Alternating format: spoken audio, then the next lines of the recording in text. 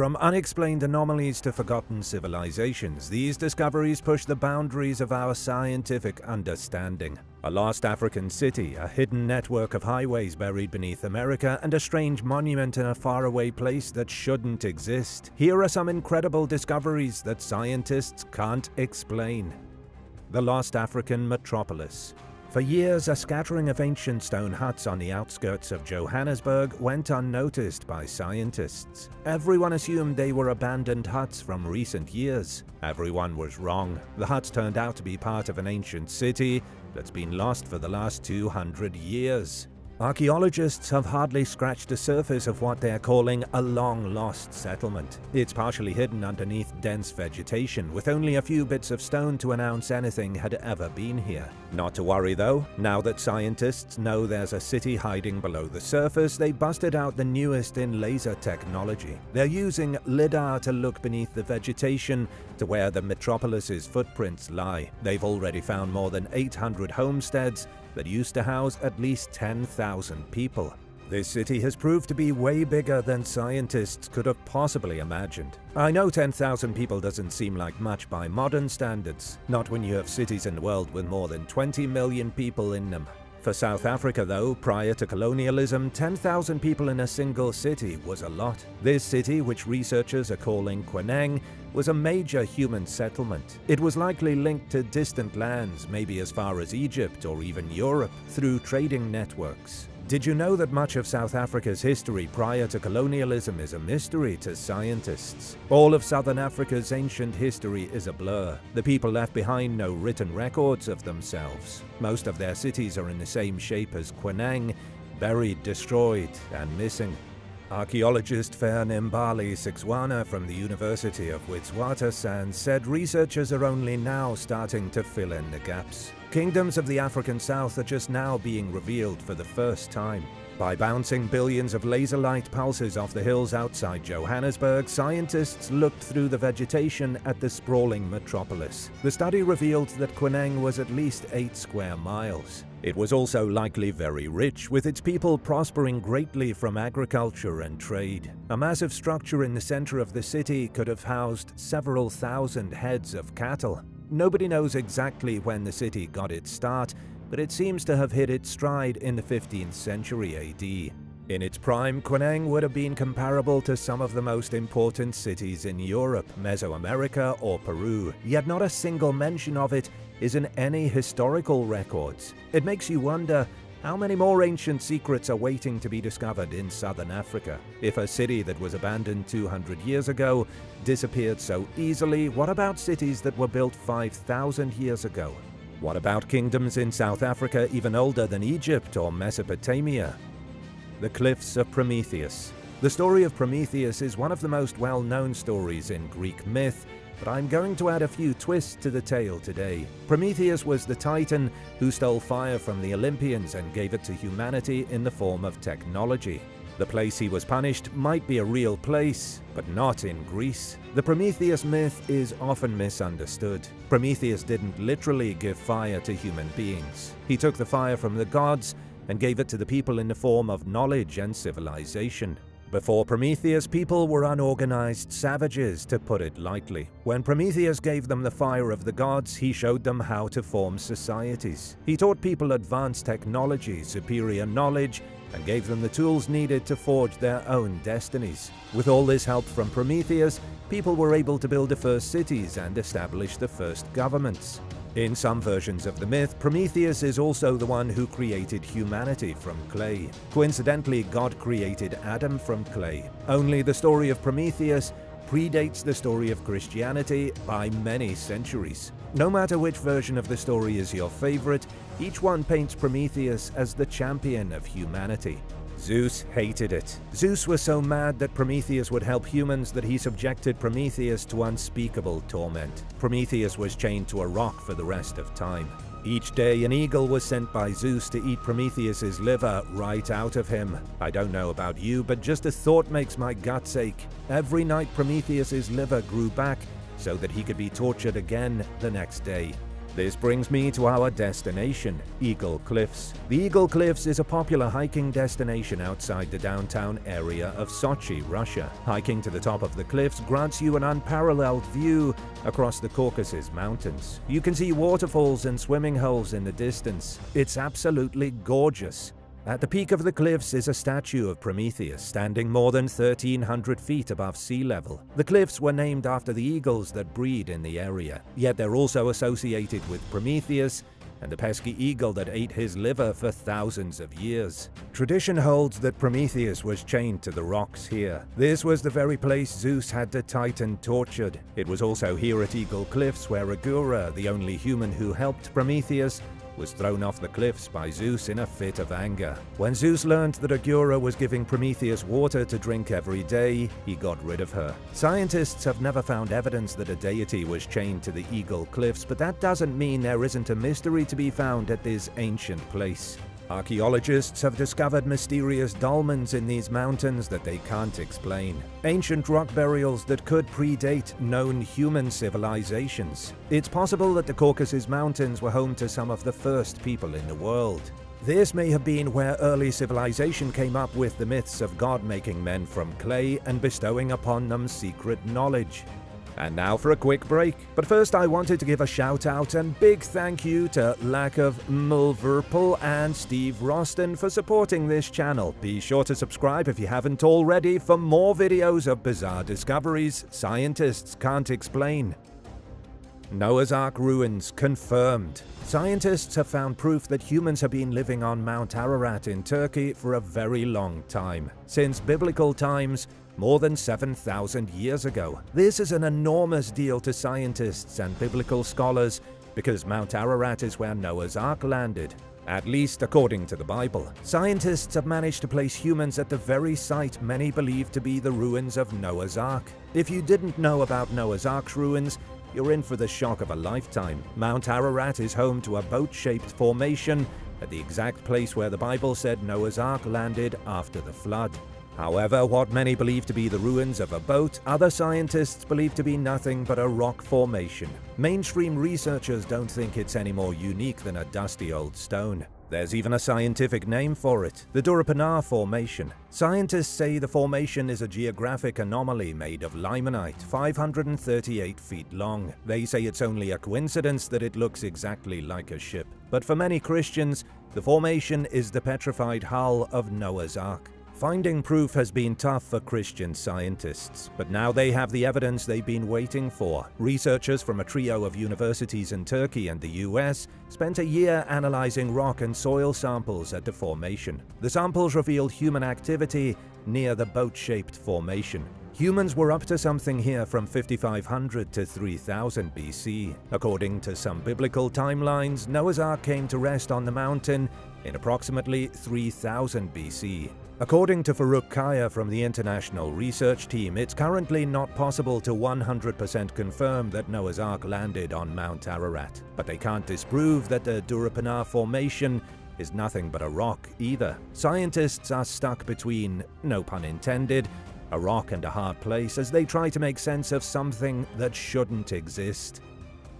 The secretive Queen's Pyramids of Giza. Everyone knows about the 3 large pyramids on the Giza Plateau outside Cairo, but what about the 3 satellite pyramids next door? On the northern side of the Great Pyramid of Giza are 3 stubby stone triangles known as the Queen's Pyramids. The mystery is that scientists don't fully know who built the pyramids or what they were used for. These 3 pyramids are significantly smaller than their oversized counterparts, which is no doubt why there hasn't been so much interest in them. For example, the biggest of the 3 is known simply as Pyramid G1A, and it stood just shy of 100 feet tall when it was first built. These days it's even shorter, looking almost like a trash heap of stone blocks. Researchers don't know who G1A belonged to. Some think it was the tomb of Queen Hetepheres I. When archaeologists searched the pyramid, there was no queen inside the main chamber. There was no sarcophagus, and no mummy either. All they found was a hidden compartment with some alabaster canopic jars in it, along with residue from the mummification process. Outside Pyramid G1A was a small temple, but reconstructing it has proved impossible. To make things even more confusing, archaeologists found evidence of a boat pit south of the pyramids, but no trace of a boat. For reference, the Egyptians sometimes buried boats as part of funerary rituals, similar to what the Vikings did. It's weird to know the Egyptians and the Vikings had similar traditions. To the east of the pyramid, a burial shaft was discovered with some precious treasures that had belonged to, presumably, Queen Hetepheres I.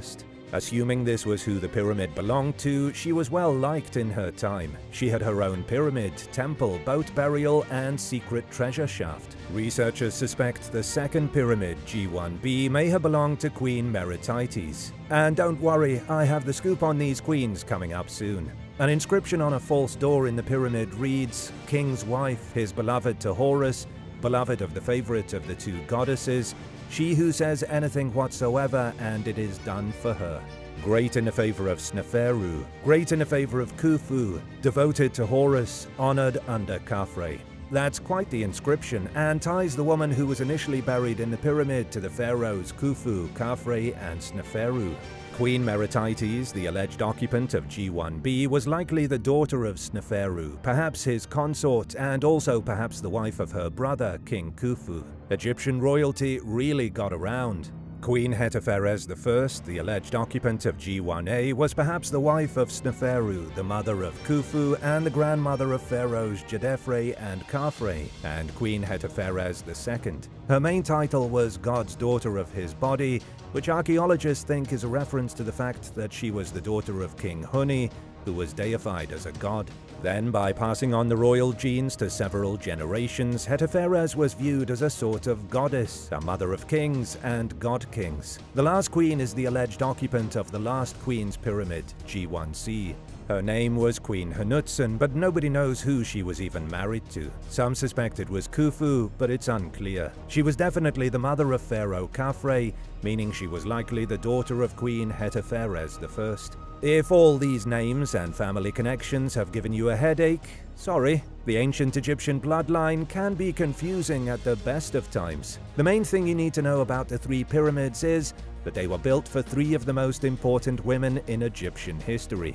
But archaeologists can't figure out why. They've never found their bodies. Plus, Pyramid G1C was destroyed and then rebuilt as a temple to the goddess Isis. Everything about the structures is steeped in strangeness, especially when you learn about some of the more fringe theories involving the pyramids. There are a lot of people who believe the first kings of Egypt were descendants of gods or possibly aliens, maybe the Anunnaki. They believe this extraterrestrial heritage is the reason the first pyramids were the best ones and why those kings constructed pyramids for their queens. They still had the power of their alien ancestors, but as time wore on, that power waned and the Egyptian pyramids grew smaller. Thorin and the last Neanderthals. A groundbreaking discovery has turned everything we thought we knew about Neanderthals on its head. Thorin was one of the last Neanderthals. He was named after everyone's favorite warrior dwarf from The Hobbit. He lived as recently as 42,000 years ago. Scientists are still struggling to find out what happened to him and the rest of his species. What researchers have found so far is shocking and seriously disturbing. It turns out that Thorin was part of a previously unknown Neanderthal lineage that lived like hermits for about 50,000 years. You don't want to know what these hermit Neanderthals were doing all that time, but I'm going to tell you anyway. Sometimes history is downright gross. Thorin's bones were discovered in 2015 at the entrance to a rock shelter in southern France. It's known as Grotte Mandrin. Only some pieces of his skull and a few of his teeth were found, but technology has come a long way. Scientists were able to sequence Thorin's genome using just those few pieces. Researchers led by Ludovic Slimak traced Thorin's lineage to a group of hermit Neanderthals. Even though there were other groups of Neanderthals living nearby, Thorin's group stayed away from them.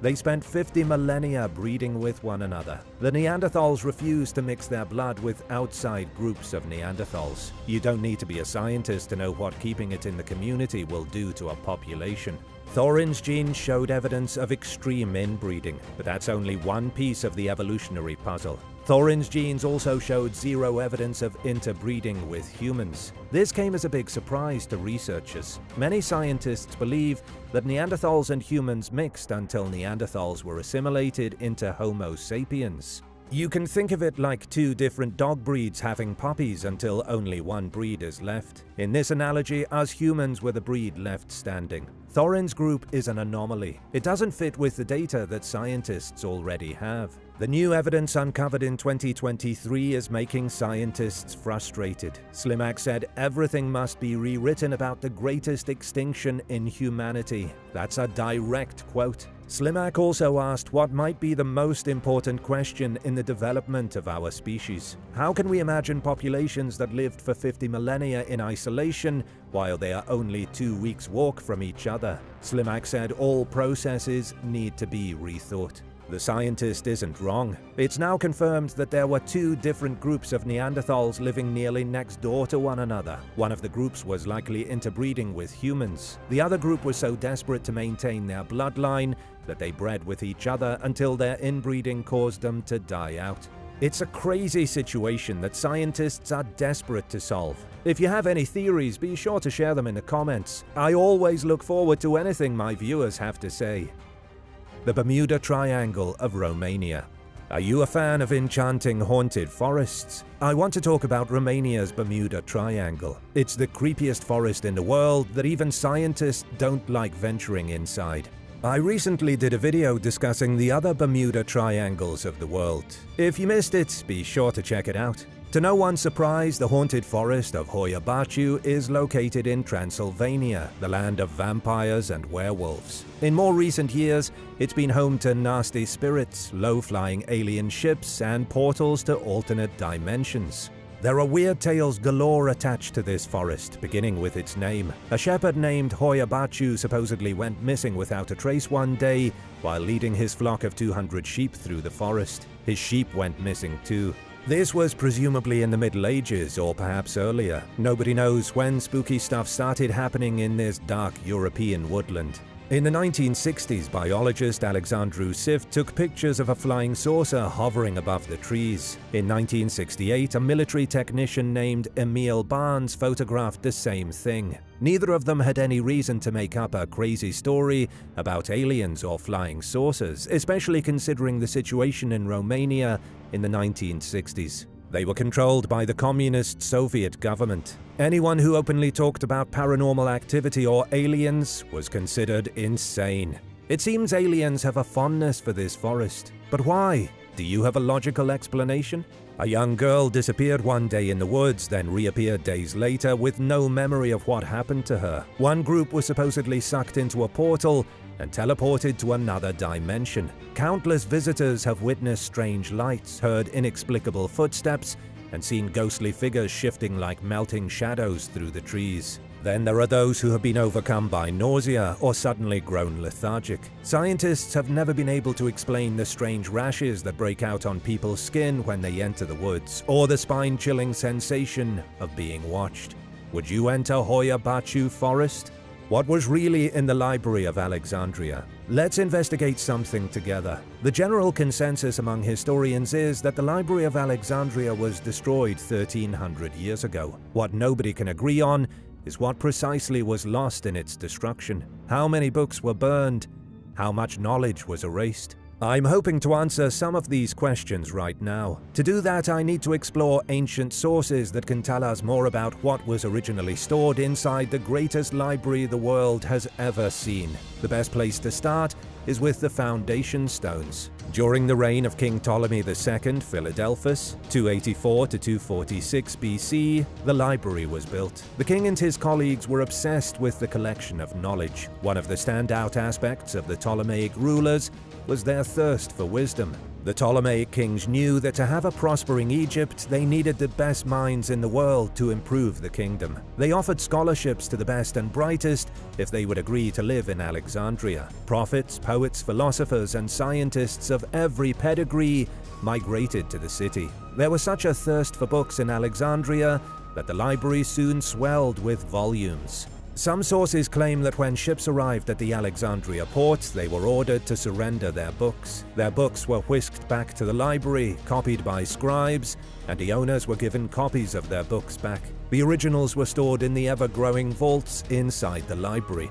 As news of this great repository of knowledge spread, more and more people sought out for studying. The library housed anywhere from 40,000 to 500,000 books. No two scholars can agree on a number. All they know is that there were many, many books. So many books, in fact, that had the library not burned down, countless secrets of the past wouldn't be secrets right now. We might know how the Egyptian pyramids were built, who founded Rome, and what really started the Trojan War. There might even be books detailing the origin of humanity. Sadly, history didn't turn out that way. In the 1st century BC, Julius Caesar set fire to the Alexandria docks during a battle. The fire spread to the library, partially burning it. Scholars are starting to believe the library was never fully destroyed. Rather, a lack of funding caused it to collapse during the Roman period. The Romans, who had started out so interested in history and knowledge, grew bored of the subject. The Roman government didn't want to fund a stuffy library anymore.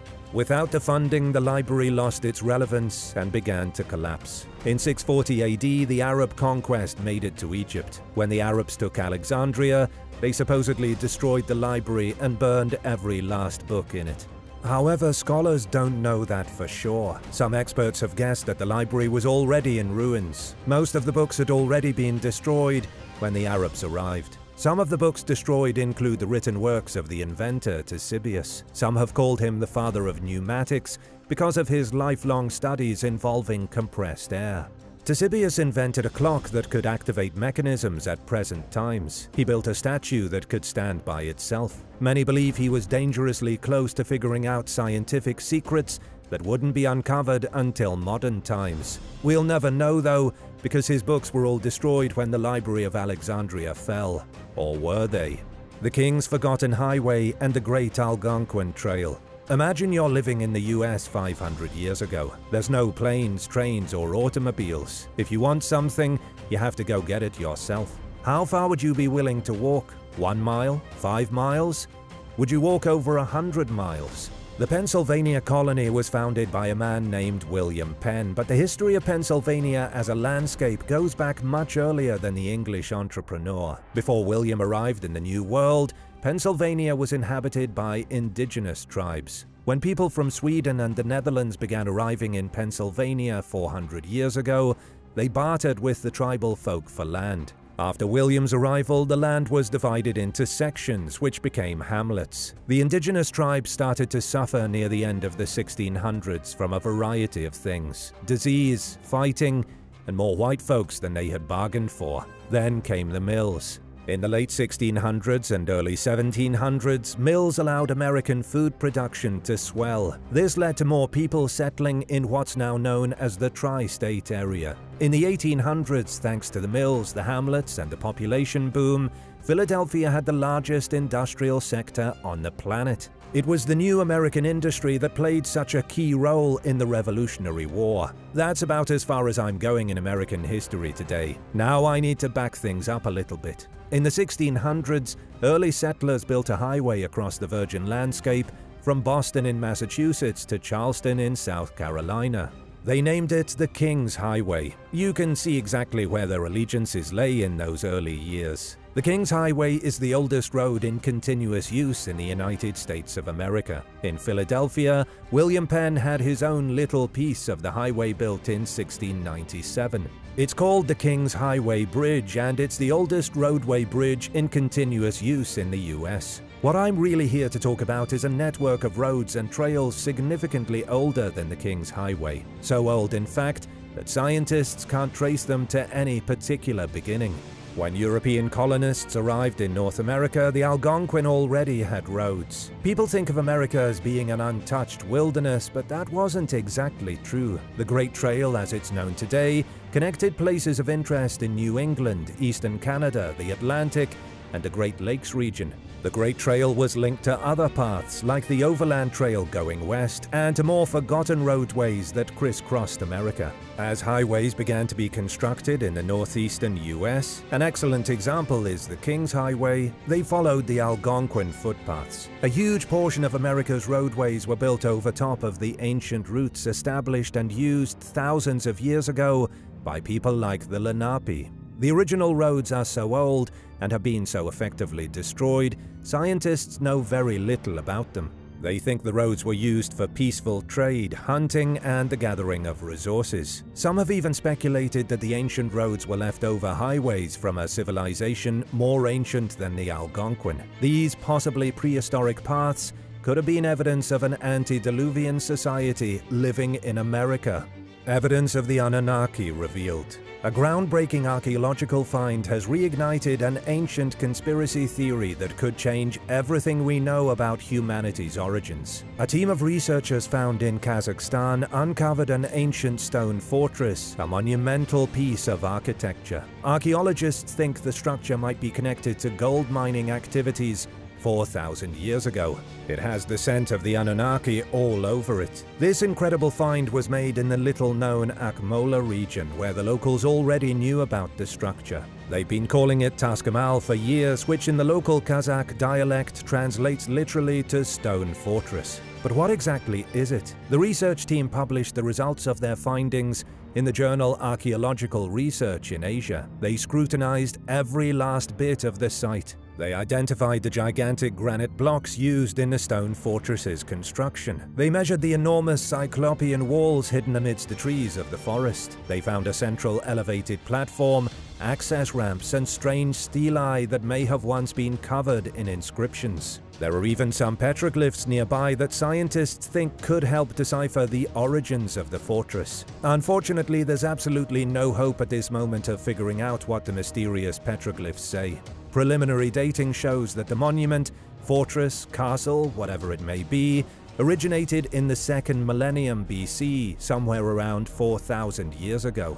It's not the only monument in the area from that same period. Archaeologists have found roughly 90 ancient gold mines in the region, along with cemeteries dating from about 1800 to 900 BC. For ancient human societies in Kazakhstan, gold was extremely important. Those who controlled the gold mines controlled the political power. Scientists think the newly discovered complex may have been a sacred site for gold miners. It wasn't used specifically for mining gold, but could have served as a religious place of worship. Miners from across Kazakhstan's Akmola region could have made pilgrimages here to worship forgotten gods. Then again, this could all be wrong. The incredible fortress with its larger-than-life walls, constructed of impossibly huge stones, could have been a sanctuary, but not in the way mainstream scientists think. The stone fortress could have been a sanctuary for the Anunnaki overlords who controlled every gold mine on the planet. There is a popular fringe theory that you've likely heard before, especially if you're a fan of the channel. That theory states that human beings were genetically modified to be slaves to the gods. Gods who were in fact aliens from another planet. What did we do as slaves? We mined gold for the Anunnaki. Then they took the gold back to their planet and used it in their advanced machines. Many people believe this is why gold remains such a precious commodity today, because humans learned to covet gold from our creators. The ancient Egyptian game you can play today. Let's have a little bit of fun with an ancient board game. Put down a Monopoly board this holiday season and play a game of Senet with your family. I've talked about board games before on the channel, but I've never gone into detail about the ancient Egyptian game of Senet. It's one of the oldest games you can buy today, its history going back more than 5,000 years. The earliest boards have been found in burials from the First Dynasty, circa 3100 BC. It's mind-blowing just how long people have been playing the game for. Archaeologists know it was a popular game because Senet appears in tomb paintings for centuries. There are even paintings of high officials playing the game together in tombs from the 3rd century, around 2686 BC.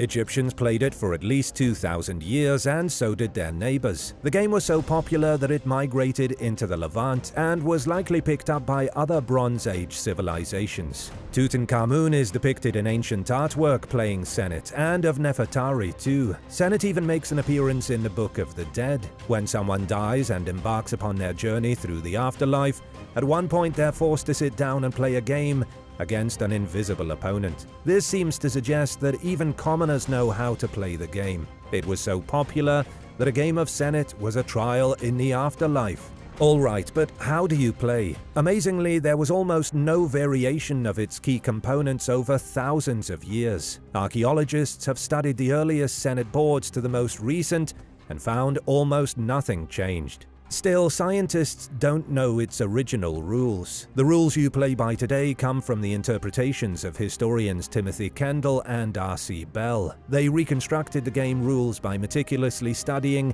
every snippet of text over thousands of years mentioning the game. The board was typically constructed from wood or ivory. It depended how rich you were. Each board was laid out like a roulette table, with 30 squares in rows of 10. The object of the game was to get your piece from square 1 to square 30. It was almost like checkers, but you could only move forward. Researchers think the game was meant as a fun depiction of the journey through the afterlife. Each player wanted to get their pieces from death to ultimate paradise. If you've ever tried to play Senet before, let me know your experience in the comments. Thanks so much for watching today's video, and don't forget to hit subscribe for all the best stuff from the channel.